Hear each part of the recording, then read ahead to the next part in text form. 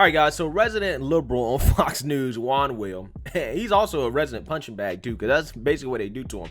They punch him up, right? But he really deserves some of the backlash that he gets when he makes comments like the comment that he made in this video I'm about to show you guys, in which he basically denies reality and says that cities did not burn during the protest last year. And just so you guys have context, he's asked whether or not he thinks that wokeness is a problem for the Democrat Party, and this is how he responds. No, it's not eating the Democratic Party alive. Obviously, they got control of both houses of the Congress and the presidency. But I think James Carville is right, Katie. I think that the far left of the Democratic Party and all their woke language really alienates a lot of moderate voters, not only in the Democratic Party, but people who are on the right and who might have been discontented with President Trump, and they hear all this stuff, and they think this is, a little too far for their taste.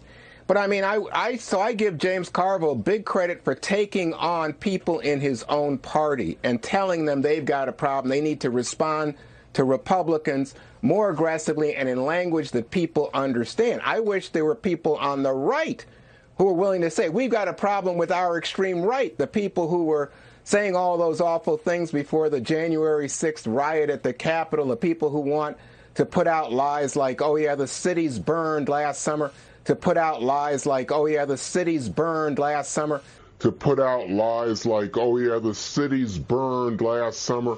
I think it's important that people who are honest in American politics be able to hold honest discussions without allowing the extremists to, set the agenda. All right, guys. So, as you can see, Juanita, that's what I'm about to start calling Juanita, okay? Because he's emotional, okay? He's very emotional, so I need to start calling him Juanita. Juanita, obviously, did not watch any of the protests in Washington, D.C., and Minneapolis, all the things that we all saw and we witnessed with our own two eyes in terms of cities burning across the country during the BLM protest. I mean, he's either that or he's just flat out lying. I mean, he's probably just flat out lying, because isn't Greg Gutfeld the same person that does the show with him? Isn't Greg Gutfeld the person that was basically like, yeah, these people tore up my neighborhood so bad that I'm glad that Derek Chauvin was found guilty purely so I don't have to experience that anymore, right? This man has went through a traumatic experience with these protests and riots, and then Juan Williams goes on TV and lies, just flat out lies to the audience, okay? And then has the cojones to follow that up with, well, we need to get the lies out of our politics, right, to get rid of the extremists. And you just sit there and just lied, okay? You just lied and then talk about how we need to take lies out of politics, and you're literally a political analyst lying. You just can't make this stuff up. And guys, this is just another attempt by the left to try to, again, tell people on the right that we should not believe what we see, okay? But regardless of what they're telling us to believe in terms of what we see, a Minnesota man was sentenced to 4 years in prison for a role in setting ablaze a Minneapolis police precinct during the George Floyd protests. But we had Juan Williams just tell us that the narrative that cities burn was a lie. But you literally have people being arrested and sentenced to prison for the cities burning.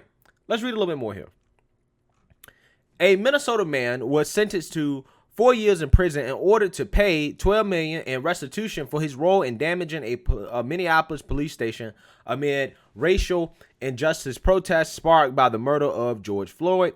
Dylan Shakespeare Robinson, this man's middle name is Shakespeare, wow, 23, pleaded guilty in December to one count of a conspiracy to commit arson for taking part in setting a police precinct in Minneapolis on fire on May 28th, days after Floyd, a black man, was pinned down and killed by a police officer who is white. Robinson was sentenced Wednesday to 4 years in prison and 2 years of supervised release, according to news release from the District of Minnesota's U.S. Attorney's Office, who was also ordered to pay $12 million in restitution. Robinson's attorney has not responded to CNN's request for comment. According to the indictment, Robinson and others allegedly worked together in furtherance of their common goal of damaging and destroying the Minneapolis 3rd Precinct building by fire. Again, according to Juan Williams, right, a.k.a. Juanita, this didn't happen, right? This is a lie, right? It's a lie. It's fiery but peaceful, right? He's taking a CNN route. Robinson was accused of lighting an incendiary device that was held by another person who threw it towards the precinct with the intent that it would start a fire or fueling an existing fire, according to the criminal complaint. Protesters set the Minneapolis police precinct on fire after pushing past a fence that was surrounding it and climbing up the building, CNN reported. The Minneapolis Police Department had evacuated the precinct. The director of the department's Office of Public Information said at the time there was no police present while the precinct burned, CNN reported. 3 other men, including Brandon Michael Wolf, have also pleaded guilty to 1 count each of conspiracy to commit arson in connection to the fire at Minneapolis Police Department's 3rd Precinct. They will be sentenced at a later date, the U.S. Attorney's Office for the District of Minnesota said. All right, guys. So this guy essentially is facing $12 million, right, in restitution. He got to pay that back, which means he'll be working for the rest of his life. He's a slave, right? He's literally a slave to the system. And he's going to be at 4 years in prison for burning down a police precinct. Again, keep in mind, Juanita said that this didn't happen. Right? But, you know, honestly, I don't think this is enough. Right? I really don't. I think that this person right here, there's going to be money raised for him. They're going to make this guy out to be some type of hero. And they're going to take care of him because, you know, the people on the left applaud this type of behavior, right? You guys pay attention to what's going on in Portland right now.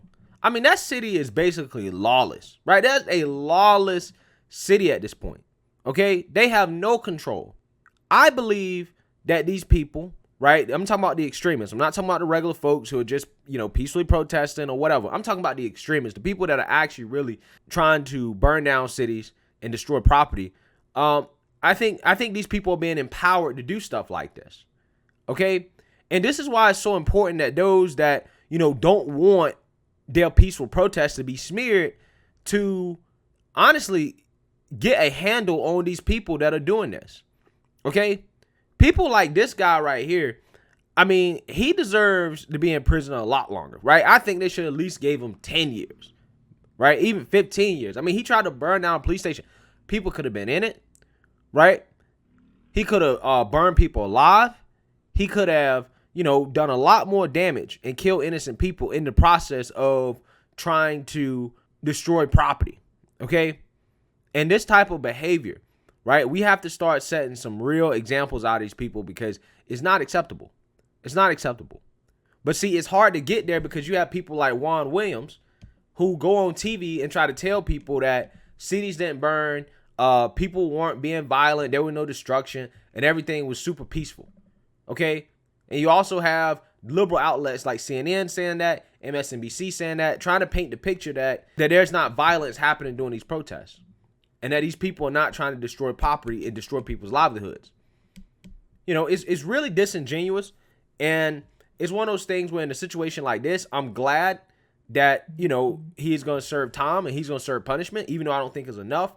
But they really do need to start setting examples out of these people, right? Start posting these people and let them know, like, listen, if you destroy property, this is what you're going to face. You basically become a slave for the rest of your life, trying to pay back all this money, and you're going to face prison time, breaking big rocks into little rocks, as ABL likes to say. So let me know what you guys think. Make sure you like, comment, and subscribe. Most importantly, share a Black conservative perspective. Peace.